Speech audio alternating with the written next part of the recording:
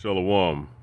First and foremost, want to say call law Yahweh Bahasham Yahushai.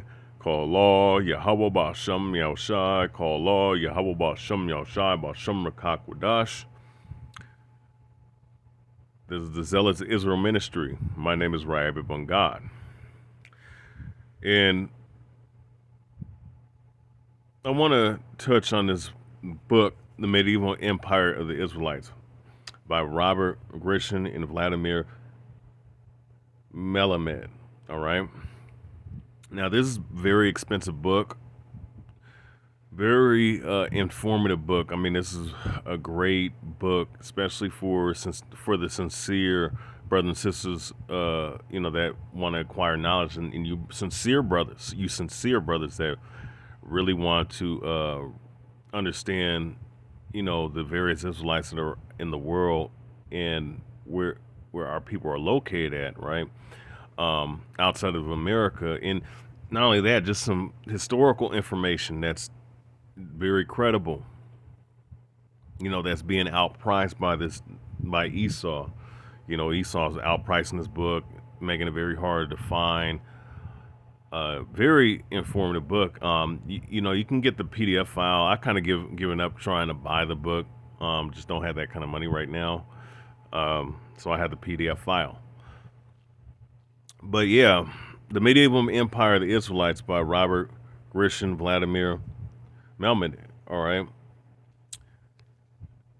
And I want to touch on today in this book, and I'm going to touch on different aspects of this book and use certain information for certain projects and certain breakdowns that I'm going to do and teachings that I'm going to put out. With that being said, I'm going to do that in other lessons, but today I want to deal with the Ecuadoreans, all right? The native or the Ecuadorean Indians, the Aboriginal people, which just further proves that the 10 tribes of Israel are the people, the Aboriginal natives from North, Central, and South America. And of course, you have detractors that say otherwise, but information, documents, everything points to them being Israelites. I mean, there's just no way to get around it. I've done breakdowns on the 12 tribes, which, of course, people, they would be called, the Native Americans or so-called Hispanics, and, it is what it is. They're your brothers and sisters, the Aboriginal people, for that matter. All right. But like I said, I'm going to touch on this today in this book, and I'm going to touch on this page in this book because that was the cover art of that book. Great book to have. Very informative, very knowledgeable book, especially brothers that are teachers, sincere brothers that are teachers. All right. In this passage, Ecuador, as regards the South American Indians and their possible relationship to the lost tribes of Israel, an article was published in the Israeli newspaper Ma'ariv, December 1974, with the following content.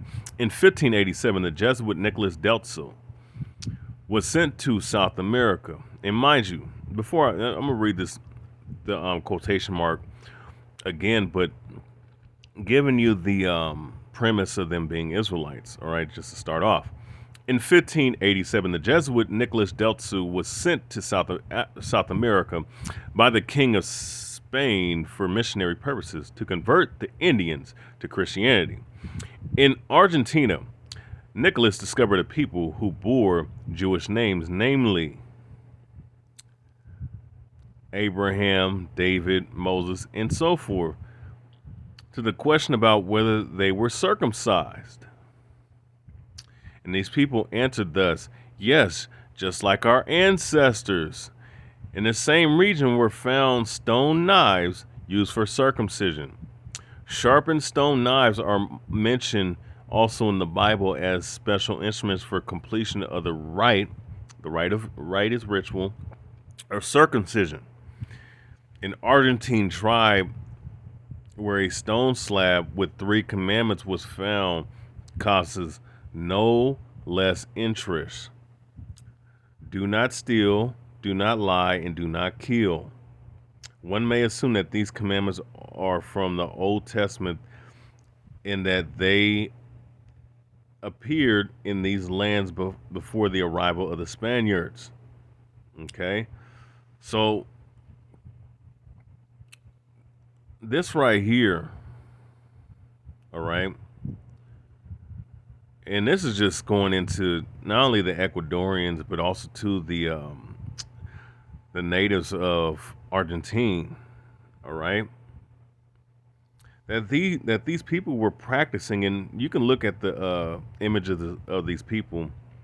You know, it looks very similar to, of course, and this is why, and I just want to also put out too, for guys that are Negro only, right?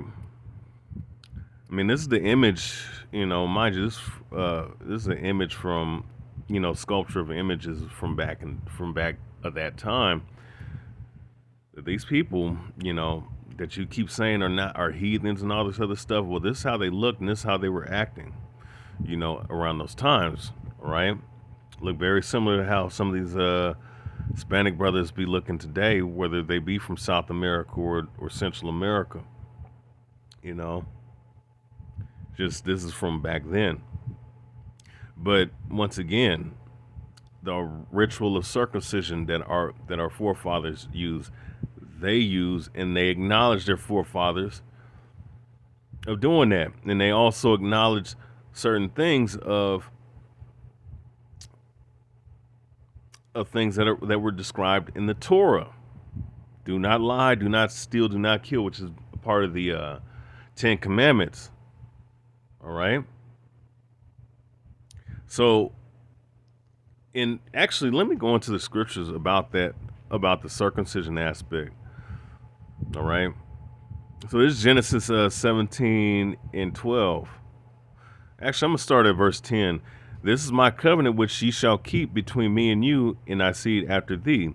Every man child among you shall be circumcised, and ye shall circumcise the flesh of your foreskin, and shall be a token of the covenant betwixt me and you. And he that is 8 years old shall be circumcised among you, every man child in your generations. He that is born in the house or brought with money, or bought with money of any stranger, which is not of thy seed, and he that is born in thy house, and he that is bought with thy money must needs be circumcised. My covenant shall be in your flesh for an everlasting covenant. And this uncircumcised man child, whose flesh of his foreskin is not circumcised, that shall be cut off from his people, and he had broken my covenant. So understand this. This is a ritual, a rite, all right, of the Torah that they were keeping. Speaking of these South American Indians, the Ecuadoreans, all right, the Argentine, all right, the Argentinian Indians. So this is the rituals that they were keeping, all right. So let me read on. Let me read the last bit of chapter, this last little page, and page 30. In 1974, in this very region were found round stone slabs with menorahs, 7-pointed candlesticks on them along the sides of these menorahs. In the Aramaic language was the inscription Passover. The Aramaic language, we recall, is a language of ancient Israel. See that? I mean, I don't even think I need to even break that down. You should understand that proves the menorah stick, the Aramaic language, which is the Paleo Hebrew, all right, or forms of the Paleo Hebrew, the Passover. Come on, man. Alongside the slab was found a long stone in a shape which resembles a brick with an engraving of a ship, the emblem of the Zebulon tribe. with engraved words, Zipporah, the name of Moses' wife, perhaps the name of the ship. Does this mean that the Jews sailed here on a ship? Scientists think that this stone is nearly 3,000 years old. It must be said that the problem of the South American Jewish Indians has been occupying the minds in Europe since as early as the 17th century. I mean, even Esau understands and is perplexed by this because they understand that these people are Israel, man.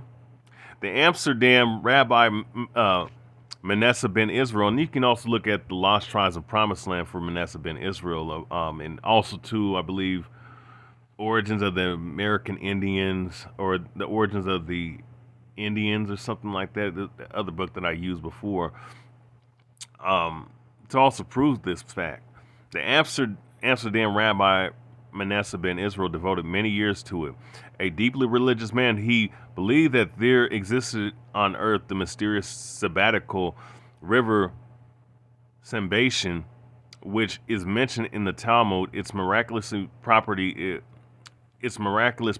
is the fact that it is rough with rolling stones and absolutely insurmountable on weekdays, but with the advent of the Sabbath it calms and becomes quiet. The Jews living on that side of the Sabbatean have no possibility of crossing the river in so much as it would be a violation of Sabbath, and they can only change words with their fellow tribesmen on this side of the river. Whenever it becomes calm, the ancient historians Josephus Flavius, the Judaic War, and Pliny, elder natural history, wrote about the Sebastian. All right, and I'm gonna read the rest of this part just to give you, closure to this. Manasseh ben Israel emphasized in his book that many learned men believe that the 10 tribes of Israel settled on the other side of the river. He also quoted many authors, for example, Josephus Flavius, who in his own works had mentioned that supposedly the Emperor Titus himself had seen this river. Later, after meeting of Manasseh ben Israel, and actually, that's pretty much it. All right. So I've already went through. Actually, you know what? Slock. Let me read the rest of this. Slock, who in his own work had maintained that supposedly the Emperor Titus himself had seen this river. Later, after a meeting of Manasseh with the missionary Antonio de Montezinas, the rabbi finally was convinced that the American Indians in particular are descendants of the 10 tribes of Israel. Manasseh learned from Montezinos that in 1642, when the latter was traveling in the mountains of Ecuador, 4 Indians met him who greeted him with Shema Israel, hear Israel, the Lord is our God and the Lord is one. Which was Shema Yasha'Allah Allahayanawa Yahweh Akkad, or if I'm saying it correctly. All right. The traveler said that the Indians spoke with him in Hebrew and called themselves the descendants of Reuben and Levi. Here, even Manasseh came to the conclusion that the American Indians are descendants of the lost tribes of Israel.